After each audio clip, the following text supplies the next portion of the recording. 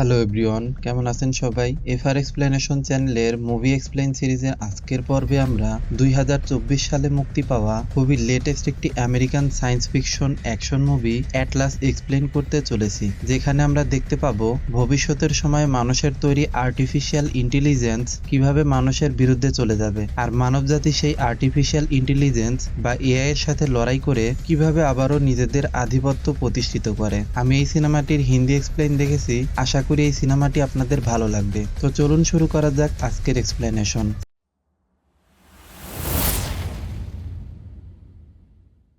সিনেমাটির গল্প শুরু হয় 2043 সালের ঘটনাকে নিয়ে, মানে আজ থেকে প্রায় 19 বছর পরের ভবিষ্যৎ পৃথিবীকে দেখানো হয়েছে। তো সিনেমার শুরুতেই আমরা জানতে পারি মানুষের তৈরি হিউম্যানয়েড এআই হারলান কোনো একটি বিশেষ কারণবশত মানবজাতির বিরুদ্ধে চলে যায়। ফলে ওই রোবট হারলান সমস্ত মানবজাতির বিরুদ্ধে রোবটদের দিয়ে যুদ্ধ ঘোষণা করে, যে যুদ্ধে খুব অল্প সময়ের মধ্যেই প্রায় 30 লক্ষ মানুষ মারা যায়। তাই পৃথিবীর সমস্ত দেশ মিলে আইসিএন মানে ইন্টারন্যাশনাল কোয়ালিশন অফ নেশনস নামক একটি সংস্থা গঠন করে ওই সমস্ত রোবটদের বিরুদ্ধে ডিস্ট্রয় অপারেশন চালু করে। আর যে অপারেশনের ফলে আইসিএন এর কাছে যখন সেই রোবটগুলো পুরোপুরি কোণঠাসা হয়ে পড়ে, তখনই তাদের সেই লিডার হারলান পৃথিবী ছেড়ে মহাকাশের উদ্দেশ্যে রওনা হয়। কিন্তু পালিয়ে যাওয়ার টাইমে মানবজাতির উদ্দেশ্যে সে একটি মেসেজ দিয়ে যায় যে এই মুহূর্তে সে পৃথিবী থেকে পালিয়ে গেলেও সে তার উদ্দেশ্য পূরণের জন্য আবারও ফিরে আসবে। এখন তার আসল উদ্দেশ্য কি সেটা আমরা কিছুক্ষণ পরেই জানতে পারবো। তো হারলানের কাছে এই হুমকি পাওয়ার পর আইসিএন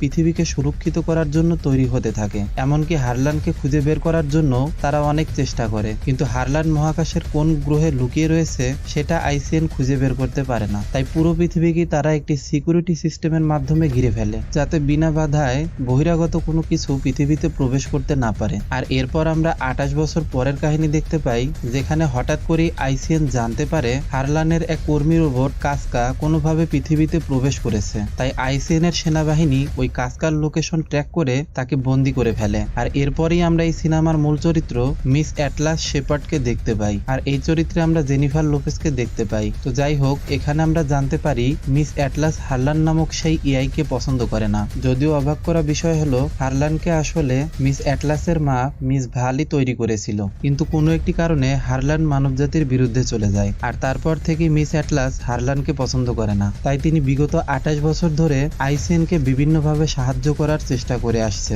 যাতে তারা হারলানকে বন্দি করতে পারে। কারণ অ্যাটলাস তার ছোটবেলায় হারলানের সাথে অনেক সময় কাটিয়েছে, তাই তার সম্পর্কে অ্যাটলাস এমন অনেক কিছুই জানে যেটা অন্য কেউ জানে না। তো কাসকাকে বন্দি করার পর আইসিএন এর প্রধান কর্মকর্তা জেনারেল জ্যাক মিস অ্যাটলাসকে তাদের হেডকোয়ার্টারে ডেকে পাঠায় কাসকাকে জিজ্ঞাসাবাদ করার জন্য। কারণ জেনারেল জ্যাক মনে করে অ্যাটলাস যেহেতু বিশ্লেষক, তাই তার সাহায্যে জিজ্ঞাসাবাদ করে কাসকার কাছে থেকে হারলানের সঠিক লোকেশন বের করা সহজ হবে। যদিও আইসিএন এর অধীনে কর্মরত এক কর্নেল জেনারেল জ্যাককে বলে এই কাজে মিস অ্যাটলাসকে যুক্ত করা হয়তো তাদের ঠিক হচ্ছে না, কারণ এর আগেও মিস অ্যাটলাস আইসিএন এর একজন রেঞ্জার হিসেবে যোগ দেওয়ার জন্য বহুবার পরীক্ষা দিয়েছে, কিন্তু কোনোবারই সে সফল হতে পারেনি। তাই তার সাথে কাজ করতে এখানকার অফিসাররা রাজি না। কিন্তু জেনারেল জ্যাক তার কথা না শুনে অর্ডার দিয়ে বলেন এই কাজ একমাত্র অ্যাটলাসই করতে পারবে। ফলে জেনারেলের অর্ডার মতো অ্যাটলাস আইসিএন এর হেডকোয়ার্টারে এসে একটি বিশেষ সিকিউরিটি রুমে ডিসমেন্টাল করে রাখা কাসকাকে জিজ্ঞাসাবাদ করতে থাকে, কিন্তু কাসকা তাকে কোনোভাবেই সাহায্য করতে রাজি হয় না। তাই অ্যাটলাস তার এতদিনের অভিজ্ঞতাকে কাজে লাগিয়ে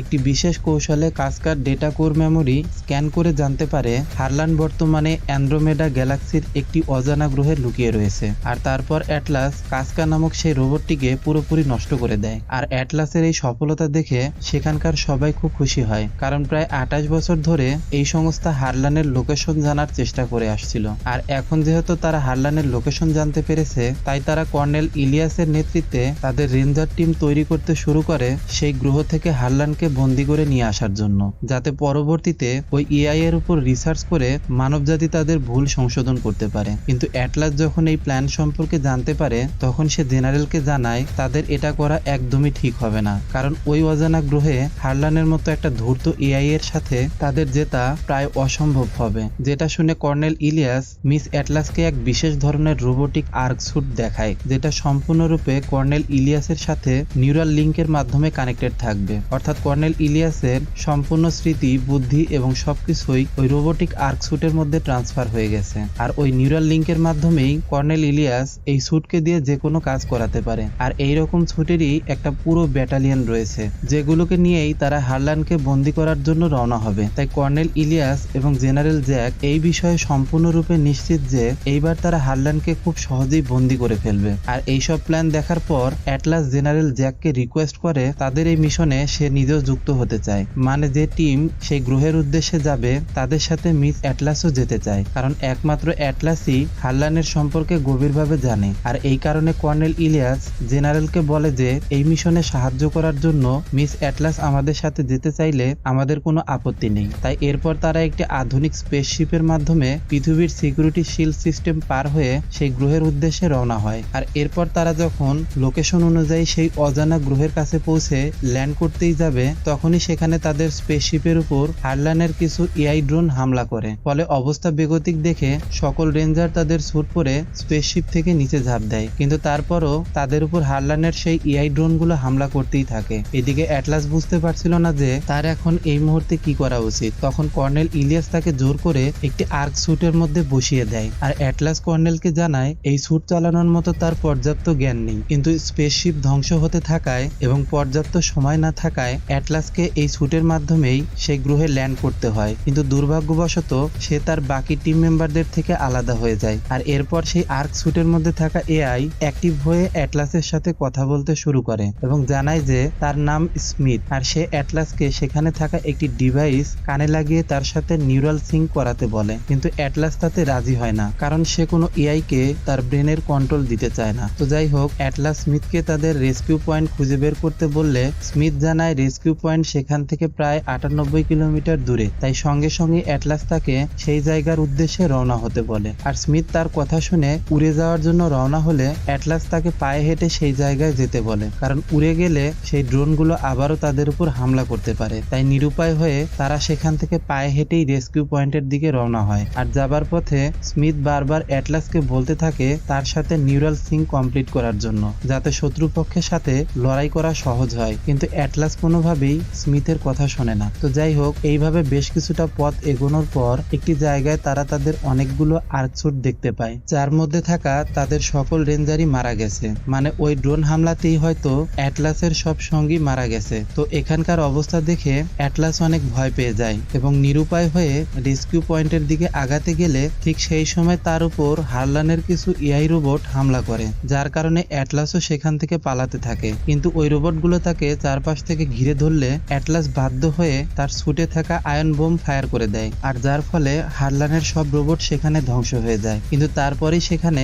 কাস্কা নামক সেই রোবট এসে যায়, যাকে দেখে অ্যাটলাস তো প্রথমে শক খেয়ে যায়, কারণ কাস্কাকে তো সে পৃথিবীতেই নষ্ট করে দিয়েছে। তাই অ্যাটলাস কাস্কাকে এখানে দেখে বুঝতে পারে যে আসলে হারলান তার উদ্দেশ্য পূরণের জন্য কাস্কার অনেকগুলো ক্লোন তৈরি করেছে। আর পৃথিবীতে সে হয়তো যে রোবটটিকে নষ্ট করেছে সেটি আসলে কাস্কার একটি ক্লোন ছিল। তো এখানে কাস্কার সাথে ফাইট করার আগেই অ্যাটলাস একটি গর্তের মধ্যে পড়ে যায়। আসলে কিছুক্ষণ আগে যে বোমটা ফায়ার করা হয়েছিল তার কারণেই সেখানে মাটি আলগা হয়ে গর্তের সৃষ্টি হয়েছে। আর অ্যাটলাস এখন তার মধ্যেই পড়ে গেছে। এত উপর থেকে পড়ে যাওয়ার কারণে অ্যাটলাসের একটি পা ভেঙে যায়। তাই স্মিথ মানে সেই এআই তাকে ব্যান্ডেজ করে কিছুটা সুস্থ করে তোলে। অ্যাটলাস স্মিথকে জিজ্ঞেস করে তাদের এখান থেকে বেঁচে ফেরার সম্ভাবনা কতটুকু। আর স্মিথ আবারও তাকে অনুরোধ করে ওই ডিভাইসের মাধ্যমে নিউরাল লিঙ্ক কমপ্লিট করার জন্য, কারণ নিউরাল সিঙ্ক কমপ্লিট হলে স্মিথ আরো শক্তিশালী হবে এবং স্যুটের সম্পূর্ণ শক্তি প্রয়োগ করতে পারবে। তাই অ্যাটলাসও নিরুপায় হয়ে ওই ডিভাইস কানে লাগিয়ে নিজেকে স্মিথের সাথে সিঙ্ক করতে শুরু করে। কিন্তু কিছুক্ষণ পরেই তাদের সিঙ্ক্রোনাইজেশন পজ হয়ে যায়। আর স্মিথ তাকে জানায় যে তার স্মৃতিতে এমন কোনো কিছু আছে যেটা অ্যাটলাস জানাতে চাইছে না, তাই হয়তো এই নিউরাল সিঙ্কে প্রবলেম হচ্ছে। তারপরেও কোনো মতে 40% সিঙ্ক কমপ্লিট হবার পর অ্যাটলাস ওই খাত থেকে উঠে আসে আর স্মিথ 100% সিঙ্ক কমপ্লিট করার জন্য প্রসেসিং করতে থাকে। এদিকে দেখা যায় কাস্কাও মাটির নিচ থেকে উপরে উঠে আসে এবং অ্যাটলাসের উপরে হামলা করতে চলে আসে। কিন্তু ততক্ষণে 60% সিঙ্ক কমপ্লিট হয়ে যাওয়ায় স্মিথের সমস্ত হাতিয়ার অ্যাটলাসের কন্ট্রোলে চলে আসে। ফলে এইবার অ্যাটলাসের চালাকি এবং স্মিথের শক্তি একত্রিত হয়ে কাস্কাকে খুব সহজেই তারা ধ্বংস করে দেয়। আর এরপর অ্যাটলাস সিদ্ধান্ত নেয় যে সে হারলান হারলানের বেস ক্যাম্প ট্র্যাক করে সেখানে গিয়ে হারলানকে ধ্বংস করে দেবে। কিন্তু এই কাজে স্মিথ তাকে বাধা দেয়, কারণ তাদের কাছে বর্তমানে টাইম অনেক কম, তাই যত তাড়াতাড়ি হোক তাদের সেই রেস্কিউ পয়েন্টে পৌঁছাতে হবে। আর এই কথা শুনে অ্যাটলাস যখন স্যুট থেকে বাইরে বেরিয়ে একাই হারলানের ক্যাম্পের দিকে যেতে চায়, তখন স্মিথ তার নিউরাল লিঙ্কের মাধ্যমে তাকে স্যুটের মধ্যেই আটকে দেয়। অ্যাটলাস নিরুপায় হয়ে স্মিথকে বোঝাতে থাকে যে এটাই সুযোগ হারলানকে ধ্বংস করার। তাই অবশেষে স্মিথ রাজি হয় তার কথা মতো কাজ করতে। আর এরপর তারা উপস্থিত হয় হারলানের সেই বেস ক্যাম্পে। সেখানে যাবার পর তারা দেখতে পায় যে তারা যে স্পেসশিপের মাধ্যমে এই গ্রহে এসেছে সেটা এখন হারলানের ক্যাম্পের মধ্যেই রয়েছে। আর তারা ওই স্পেসশিপটাকে মেরামতো করছে, মানে হয়তো তারা এই স্পেসশিপের মাধ্যমেই পৃথিবীতে হামলা চালাবে। এদিকে পরের সিনে আমরা দেখতে পাই হারলান সেই কর্নেলকে বন্দি বানিয়ে তার কাছে থেকে কিছু ডেটা উদ্ধার করে অ্যাটলাসের কাছে থাকা ওই স্যুটটিকেও হ্যাক করে নেয়। ফলে হারলানের বাহিনী খুব সহজেই অ্যাটলাসকেও বন্দি করে ফেলে। আর এরপর অ্যাটলাসকে হারলানের কাছে নিয়ে আসলে হারলান তাকে জানায় যে তার আসল লক্ষ্যই হলো পৃথিবীর বেশিরভাগ মানুষকে মেরে ফেলা, আর এতদিন ধরে সে এই কাজের জন্যই তৈরি হচ্ছিল। আসলে কাজকাকে পৃথিবীতে পাঠানো আর তার কাছে থেকে এত সহজেই হারলানের লোকেশন উদ্ধার, এই সমস্ত কিছুই আসলে হারলানের প্ল্যান ছিল। আসলে হারলান নিজেই চাইছিল যে পৃথিবী থেকে কোনো টিম আসুক তাকে বন্দি করতে, যাতে হারলান তাদেরকে বন্দি করে তাদের স্পেসশিপ দিয়ে পৃথিবীতে হামলা করতে পারে। আর সিনেমার এই জায়গায় এসে আমরা জানতে পারি যে বর্তমানে পৃথিবীতে যে সিকিউরিটি শিল্ড অ্যাক্টিভ করা আছে তা আসলে অ্যাটলাসই তৈরি করেছিল। তাই হারলান চাইছিল যে অ্যাটলাসও যেন সেখানে আসে, আর সে অ্যাটলাসের মাধ্যমে খুব সহজে ওই সিকিউরিটি শিল্ডটাকে হ্যাক করতে পারে। আর এখন অ্যাটলাস যেহেতু তার হাতে বন্দি, তাই সে এতদিন ধরে যে প্ল্যান করেছিল তা এখন সম্পন্ন হতে যাচ্ছে। কিন্তু এখানে একটা প্রশ্ন হলো, হারলান কেন পৃথিবীর অর্ধেক মানুষকে মেরে ফেলতে চায়? আসলে অ্যাটলাসের মা মিস ভাল হারলান নামক এই আর্টিফিশিয়াল ইন্টেলিজেন্সকে তৈরি করেছিল মানব জাতিকে রক্ষা করার জন্য। আর নিজের মেয়ের চেয়ে এই এআই কে তৈরি করতেই মিস ভাল তার পুরো সময় ব্যয় করত, যেটা বাচ্চা হিসেবে অ্যাটলাসের একদমই পছন্দ ছিল না। তাই অ্যাটলাস সবসময় হারলানের মতো ইন্টেলিজেন্ট হতে চাইতো, যাতে তার মা তাকেও সময় দেয়। আর ঠিক এই কারণেই একদিন অ্যাটলাস তার মাকে না জানিয়ে হারলানের কাছে গিয়ে অনুরোধ করে তাকে একটি এআই এর মতো স্মার্ট করে দিতে। তখন হারলান তাকে বলেছিল যে সে যদি ওই ডিভাইসের মাধ্যমে তার সাথে নিউরাল লিঙ্কের মাধ্যমে কানেক্টেড হতে পারে, তাহলে সেও অ্যাটলাসকে তার মতোই ইন্টেলিজেন্ট বানিয়ে দেবে। তাই অ্যাটলাসও লোভ সামলাতে না পেরে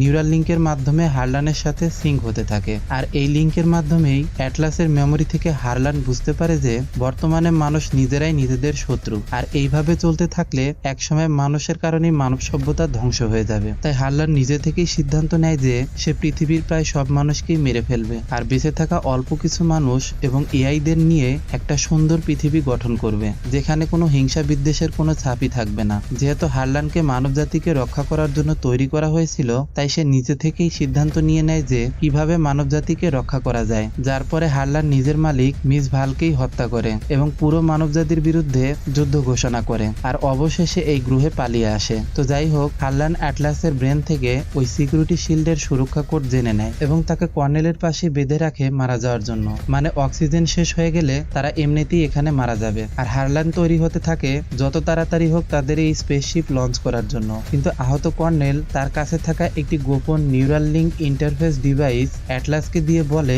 যত তাড়াতাড়ি সম্ভব তাকে পুনরায় স্মিথের সাথে সিঙ্ক করতে, কারণ যে কোনো উপায় হোক তাদের ওই স্পেসশিপ আটকাতেই হবে। আর এইবার অ্যাটলাস স্মিথের সাথে পুরোপুরিভাবে 100% সিঙ্ক কমপ্লিট করতে সক্ষম হয়। মানে এখন আর অ্যাটলাস তার মা কিভাবে মারা গিয়েছিল তা আর লুকায় না, যে কারণে সফলভাবে সিঙ্ক কমপ্লিট হয়। আসলে অ্যাটলাস এতদিন ধরে এইসব ঘটনার জন্য নিজেকেই দায়ী মনে করত, তাই স্মিথ তার স্মৃতি দেখার পর তাকে এই বিষয়ে নিজেকে দায়ী মনে করতে নিষেধ করে এবং বর্তমানে হারলানকে কিভাবে আটকানো যায় সেই বিষয়ে মনোযোগ দিতে বলে। আর এখন যেহেতু সিঙ্ক পুরোপুরি কমপ্লিট হয়েছে, তাই তারা দুজনেই আগের চেয়ে অনেক বেশি শক্তিশালী হয়ে যায়। ফলে এরপরেই হারলানের বাহিনীর সাথে অ্যাটলাসের লড়াই শুরু হয়, যেখানে কর্নেল নিজেকে বলি দিয়ে হারলানের পুরো বাহিনীকেই ধ্বংস করে দেয়। আর অ্যাটলাস একদম শেষ পর্যায়ে সেই স্পেসশিপ লঞ্চ হওয়ার টাইমেই সেটিকে ধ্বংস করতে সফল হয়। আর হারলানের সাথে অ্যাটলাসের ফাইনাল ফাইট শুরু হয়। এদিকে আইসিএন এর সদর দপ্তরে কর্মরত বিজ্ঞানীরা যখন বুঝতে পারে যে তাদের রেঞ্জারদের সাথে হয়তো খারাপ কিছু হয়েছে, তখনই তারা ব্যাকআপ টিম পাঠায় রেস্কিউ করার জন্য। কারণ আইসিএন এর কর্মকর্তারা দুশ্চিন্তায় পড়ে যায় এইভাবে যে তারা যে স্পেসশিপের মাধ্যমে রেঞ্জারদের পাঠিয়েছিল তার কার্বন ওয়ারহেডের মাধ্যমে একটি গ্রহের অর্ধেক অংশই ধ্বংস করে ফেলা যাবে। তাই ওই স্পেসশিপ হাইজ্যাক করে হারলান পৃথিবীর উপর হামলা করতে পারে। তাই তারা বাধ্য হয়ে আরো টিম পাঠায় সাহায্যের জন্য। এদিকে অনেক সময় ফাইট করার পর অবশেষে অবশেষে অ্যাটলাস হারলানকে ধ্বংস করতে সক্ষম হয়, কিন্তু এই লড়াইয়ে স্মিথও পুরোপুরিভাবে অচল হয়ে যায়, যার কারণে অ্যাটলাসও অনেক কষ্ট পায়, কারণ এই লড়াইয়ে স্মিথ তাকে একজন প্রকৃত বন্ধুর চেয়েও বেশি সাহায্য করেছে। তবে সৌভাগ্যের বিষয় হলো একদম সঠিক সময়ে অক্সিজেন শেষ হওয়ার আগেই আইসিএন এর সেই রেস্কিউ টিম সেখানে উপস্থিত হয়ে অ্যাটলাসকে তারা সেখান থেকে উদ্ধার করে। যদিও যাবার আগেই অ্যাটলাস আইসিএন এর নির্দেশ মোতাবেক হারলানের মস্তিষ্ক থেকে সিপিইউ কোডটি উদ্ধার করে তার সাথে নিয়ে যায়, যাতে পরবর্তীতে সেটির উপর রিসার্চ করে তারা তাদের ভুল সংশোধন করতে পারে। যাই হোক, পৃথিবীতে ফেরার পর আইসিএন এর জেনারেল অ্যাটলাসের সাথে দেখা করে জানায় হারলানের জটিল সিপিইউ কোর বিশ্লেষণ করতে তাদের কয়েক বছর সময় লেগে যাবে, আর অ্যাটলাসকে আইসিএন এর একজন রেঞ্জার হিসেবেও নিয়োগ দেওয়া হয়। সিনেমার শেষ দৃশ্যে আমরা দেখতে পাই আইসিএন অ্যাটলাসকে একটি নতুন আর্ক স্যুট উপহার দেয়, যেটা চালানোর সময় সে বুঝতে পারে যে এই স্যুটটি নতুন হলেও এর কোর একই রয়েছে, মানে সেই স্মিথকেই তারা আপডেট করে নতুন স্যুট বানিয়েছে। আর এখানেই এই সিনেমাটির গল্প শেষ হয়ে যায়। বর্তমান সময়ে এআই এর প্রাধান্য এতটাই বেড়েছে যে ভবিষ্যতে এ ধরনের সমস্যার সৃষ্টি হলেও হতে পারে, তবে টেকনোলজির উন্নয়নে এআই এর ভূমিকা রয়েছে। আপনাদের কি মনে হয় কমেন্ট করে অবশ্যই জানাবেন। তো ভিডিওটি যদি আপনাদের ভালো লেগে থাকে তাহলে ভিডিওটিতে একটি লাইক দিয়ে চ্যানেলটি সাবস্ক্রাইব করুন এবং পাশে থাকা বেল বাটনটি প্রেস করুন, যাতে পরবর্তীতে আরো এরকম ভিডিও উপভোগ করতে পারেন। তো দেখা হবে পরবর্তী কোনো ভিডিওতে, ততক্ষণ পর্যন্ত সবাই ভালো থাকবেন, সুস্থ থাকবেন।